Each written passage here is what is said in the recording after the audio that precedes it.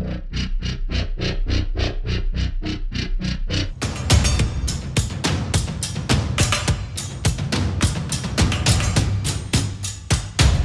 not something I've always wondered, but at times I've wondered how England was so imperial and how this island nation could spread over the whole earth and colonize so many different places. Yet, as I'm looking into South Africa, the fact that they have these old buildings with writing on them in English, and you have that in Hawaii, and you have that all over the West, practically in different places. I'm wondering if the previous civilization, the civilization of giants, and you'll see why I say that, more evidence. Why wouldn't it have been perhaps that they spoke English, and the idea that the English settled New Zealand, the English settled Australia, the English settled South Africa, the English went to the islands, and Captain Cook went here and there and everywhere. And so, do you think it's more likely that the true narrative is different? Well, we know it is. By now, I'm at the point now. This is like when I accepted that the Earth is not a globe. I'm just at that point now. I'm accepting the fact that history is not as they say at all, and the fact of the matter is, the age of exploration happened long before the 1800s. The so-called age of exploration really didn't yield many finds. They've listed some finds of islands, small islands, even as recently as 1996 near the North Pole. But these are insignificant discoveries. Everything was discovered already, inhabited, and built up by civilizations. These fairy tales, these stories of natives who, even though they're human beings, just like you and me, they didn't have a concept of an abode, a structure. We're led to believe they didn't have a concept of shelter from storms and rain, invaders and such, that they just, quote, lived off the land and were transient migrants, and nothing that they constructed would last beyond their lifetime. And I don't believe it. What I see from the evidence is large groups of cult-like peoples moving into areas that are deserted, abandoned, with no trace or sign of anybody left, usually, of the former inhabitants, other than some writing on the wall in the form of advertisements and things. It's like these ready-made cities that they move into, and it's curious. It's strange. It's like, on the one hand, it's like the history is a lie, and the people were brought in from a cult-like seclusion, given the false narrative by controllers, I call them, in order to populate an area where they're not to know what really happened, which would be genocide, or perhaps a gigantocide is what I'm thinking of calling it, because the previous inhabitants were gigantic compared to us, and the controllers themselves may be, the high up controllers may be gigantic.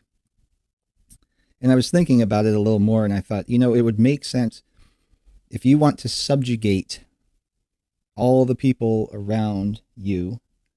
One of the ways you could do it is to, if you can't make yourself physically and mentally superior to them by enriching or enlarging your own self, you could make them diminutive and comparatively less intelligent by either inbreeding or perhaps intentional genetic modifications, so that they are less likely to succeed if they should discover your whereabouts, intentions, and um, attempt a coup or rise up against you or to exact justice or make demands you don't want to give. You would have all these protections in place, the last of which would be the fact that you are taller and smarter than they are. And if it came down to mano a mano, they would lose. And it makes perfect sense to me. It's a little bit like the book by Aldous Huxley called Brave New World, which I recommend reading. It's been a long time since I read it, but I remember it quite well. It made a huge impression on me as a junior high student or whenever I read it. I can't remember. Long time ago.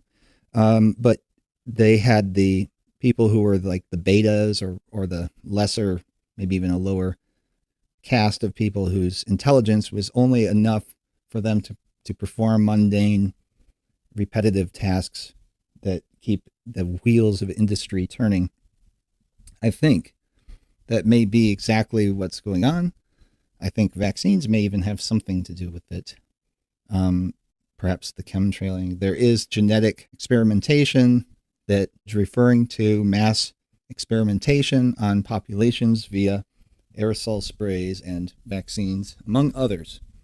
So I think I don't, I don't think that people are as stupid as they've become. You know what I mean? That the potential has been quashed before it could be engendered or enriched.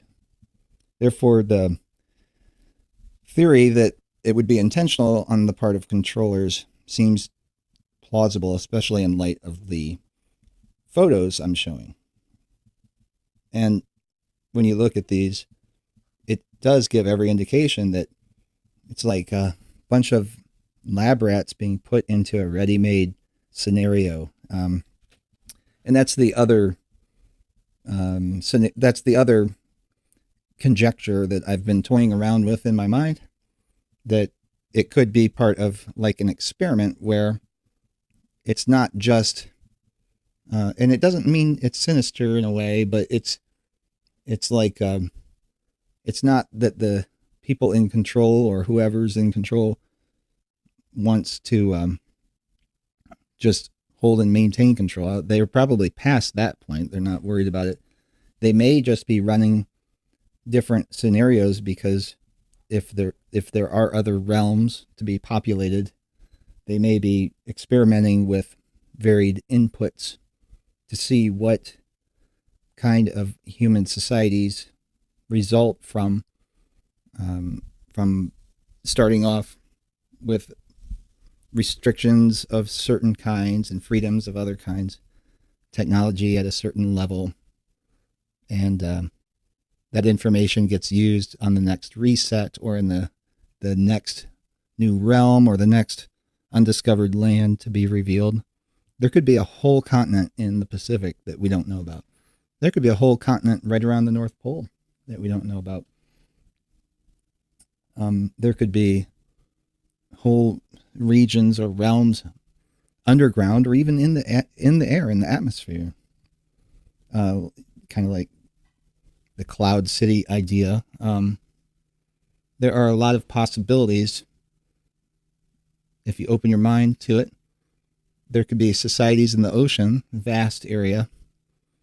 The way that gravity works, we think we know, but it could be, if it's a toroidal field, it could be that you rise to a certain altitude. If you achieve this altitude, you enter another toroidal field and fall up or across or whatever the case may be into that realm. Call it Asgard or whatever you want. There's all kinds of myths and legends alluding to that. So I'm getting kind of esoteric, waxing fancifully, but these pictures do raise a lot of questions and cast doubts in my mind, serious doubts upon the official narrative, which, whether or not I go over it in detail, I think that a bunch of pioneering colonists from an island nation can go and build up structures that rival the most glorious ancient cities of early and modern civilization at the time in a matter of a few years. For what purpose? Nobody really knows. It's cited as perhaps overcrowding or war. They use that a lot, but it seems dubious in my mind. How about you?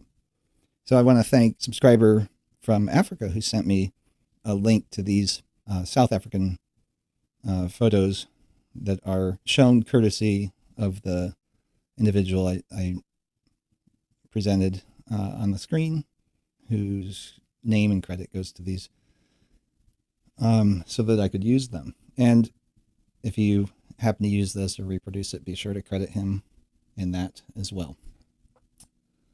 So we'll get back into it, and I will hopefully do a live stream, probably on Twitch, very soon, maybe even today. So you can just sign up and watch for that. Check out the link in the comments or in the description to Twitch. I don't know if I'll put it in the description. I'm not sure if I can. But there will be a link in the live chat, hopefully. There was in the last video I produced. So then I also am planning on doing a live chat with Flat Earth Brothers. They were interested. I just haven't heard back from them in the past few days. I just am waiting to finalize when we do that, and then we'll just do it offline and publish it, I bet. Other than that, Subphotonic hasn't posted in a month. I wanted to see what's going on there. I see he's been active on Skype. I just wanted to know if everything's all right, or if he's been busy, or computer problems, or what's going on. So if he happens to be listening, that'd be cool if he'd check in. And hopefully I'll be able to chat with him again soon. If you haven't seen my chat, that's on my secondary channel. And the next chat I'll do with him, I'll post on the main channel for sure. So, all right. Thanks for listening. Catch you next time.